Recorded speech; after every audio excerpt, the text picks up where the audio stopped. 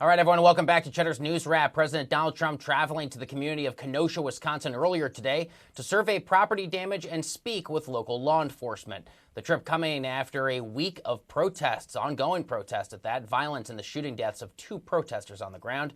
The trip and the president's focus on law and order in response causing some anxiety among Democrats who fear that the president could ride the wave of law and order into a second term in office. Here now to discuss, Craig Gilbert, Washington bureau chief for the Milwaukee Journal-Sentinel. Craig, great to have you taking the time to break down a really important story with sweeping implications at the ballot box and beyond. I do want to start more broadly here. What did the president stand to gain from this specific trip? I know that Kenosha County is a so-called pivot county. It's going to be really important for him to win again. Do you think the president made the most of it?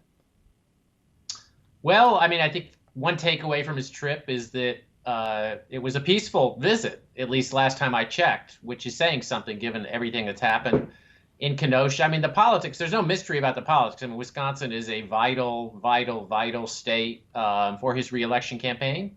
And this happened in Wisconsin. And his goal, one of his chief goals in coming here was to seek credit and claim credit for ending and quieting the unrest in Kenosha. I mean, our fact checkers have suggested that his claims of credit are exaggerated, but we're in the middle of a presidential campaign. I'm curious, what do you know or what do we know that is going to be so important to the voters of a community like Kenosha, right? I mean, obviously, you've got the Democrats. Joe Biden campaign is going to increasingly emphasize COVID-19, the economy. Donald Trump's campaign does not want to talk about those things quite as much. They'd much rather talk about things like neighborhood safety. But what are a lot of the pervading themes that are going to register in the minds of voters? Well, I mean, Kenosha is a perfect example of how divided these communities are and how divided the state is. I mean, you've got a blue part of Kenosha, which is in the east, near the lake, and a red part of Kenosha, which is west of I-94.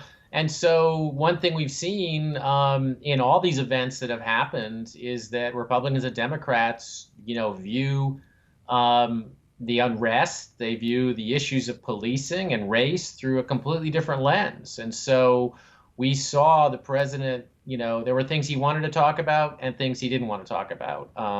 And they're pretty much the opposite of the things that Democrats want to talk about and don't want to talk about. So the president didn't really want to talk too much about the victim of the police shooting. He didn't want to really talk about the 17-year-old from Illinois who shot 3 people. He wanted to defend law enforcement, and he wanted to talk about what he called, unrest in democratic cities or violence in democratic cities. That was the subject of his message. We're hearing Democrats wanting to talk about an entirely different set of subjects. Polling from the ground in Wisconsin at least indicates here that Joe Biden does continue to have a little bit of a lead. But Craig, I'm curious your perspective. The post-mortem back from 2016 is always, well, you had a lot of so-called shy Donald Trump supporters. They weren't so confident to reveal to pollsters how they were actually going to go vote, and that's why the polling models were wrong. What's your thought with regards to the sentiment for Wisconsin voters? Could we see a repeat of the same?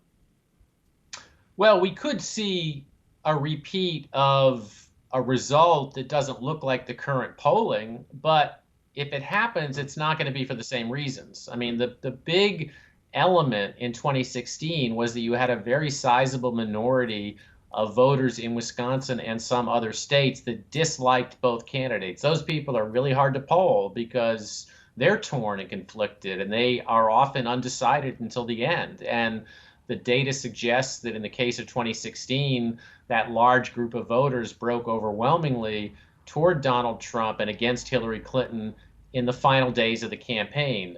It's a different landscape this time around. Donald Trump is the incumbent.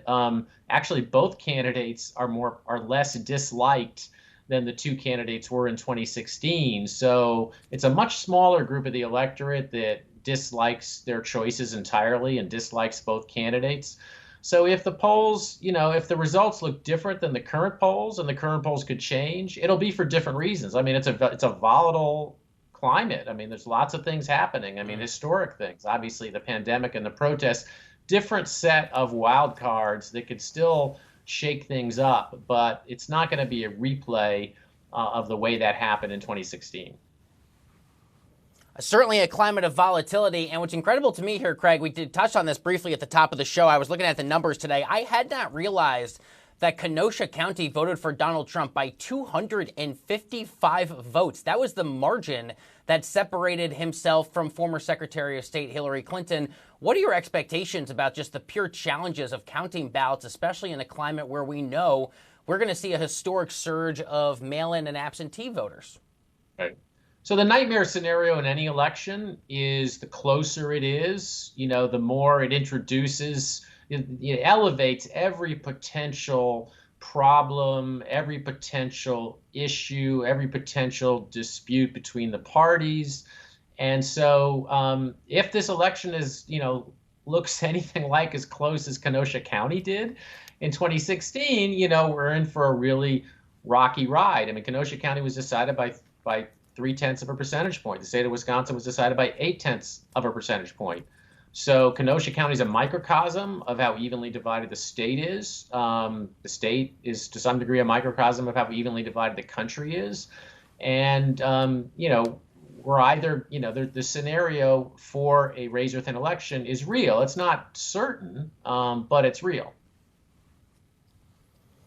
Craig, we follow closely the so-called pivot counties here at Cheddar, the 206 counties that voted twice for Barack Obama that then pivoted to vote for Donald Trump. They decided the last election.